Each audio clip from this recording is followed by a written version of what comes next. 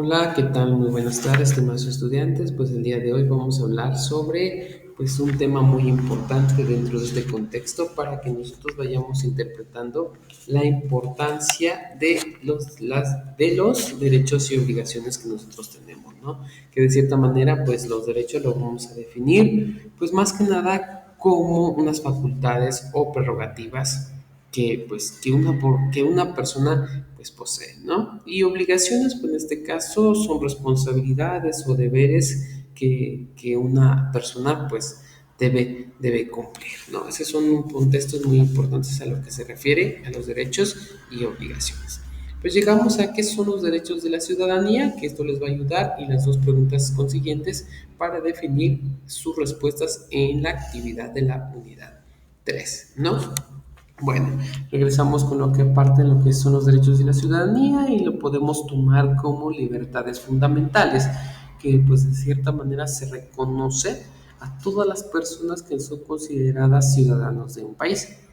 Pues estos derechos son respaldados por la legislación nacional e internacional y están diseñados para garantizar, ¿no? Para garantizar pues la igualdad, la dignidad, la libertad, la protección de los ciudadanos frente a un abuso, a una opresión de Estado u otras identidades, ¿no? Y que de cierta manera los derechos siempre están protegidos por la Constitución.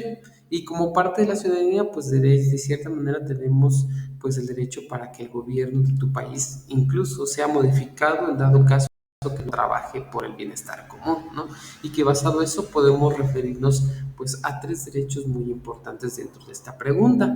Derechos civiles y políticos que de cierta manera garantizan la libertad de expresión, garantizan el derecho a la igualdad, garantizan el derecho al voto, a profesar alguna religión, entre otros, ¿no? Esos van enfocados en los derechos civiles y políticos. Si nos enfocamos a otros derechos sociales, nos vamos a enfocar, vais en la redundancia, a derechos sociales y económicos.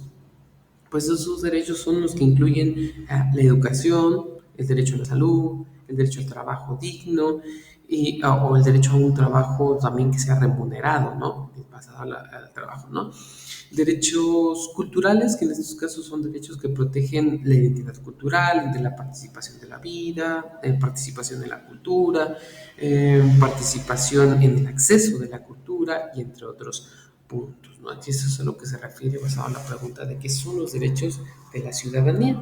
Nos pasamos a otra pregunta muy importante y es referido a cuál es el papel de los derechos de los humanos en la ciudadanía, cuál es el papel, ¿no? Pues en este caso es importante, pues más que nada, destacar que los derechos de la ciudadanía pueden variar de un país a otro. Por ejemplo, aunque haya ciudadanos de Corea del Norte, estos no son considerados pues ciudadanos, ¿no? Como facultades plenas, ya que hay muchas restricciones en su país, como por ejemplo, ¿no?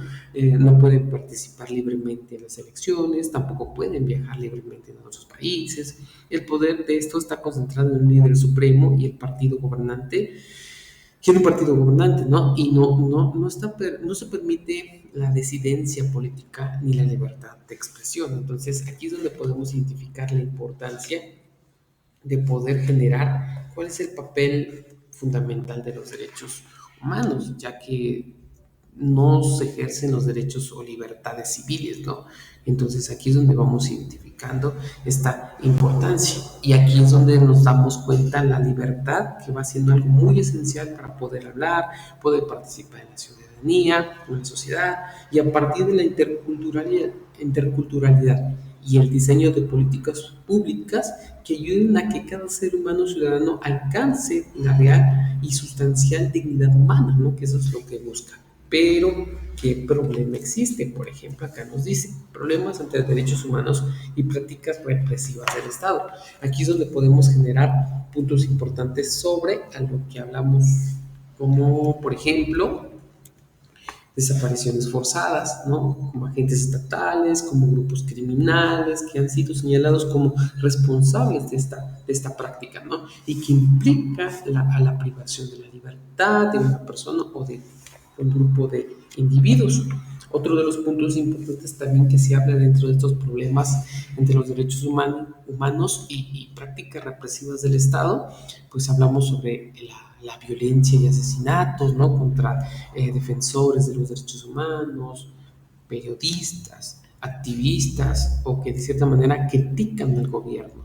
Otro de los puntos importantes dentro de esto también es el desplazamiento forzado, que se refiere a la situación de las personas que dejan sus hogares o huyen debido a los conflictos, la violencia o las persecuciones que existen ahí, ¿no? Y otro punto importante es la criminalización de la protesta pública o social, que se han documentado casos de uso excesivo de la fuerza por parte de las fuerzas de seguridad en México en contra de los movimientos sociales, como feministas o estudiantes, incluyendo casos de detención arbitrarias, tortura, tratos crueles, inhumanos y degradantes, y ejecución pues extrajudicial. Y aquí es donde vamos generando la importancia de los problemas que existen para que nosotros podamos ejercer las prácticas represivas del Estado. Y es donde hablamos sobre esta pregunta, ¿no? ¿Cuál es el papel de los derechos humanos en la ciudadanía? Pero bueno, esto sería en base a lo que se refiere a los derechos humanos en esta unidad 3 y ya nos veríamos en la unidad 4. Cuídense mucho y nos vemos en la siguiente.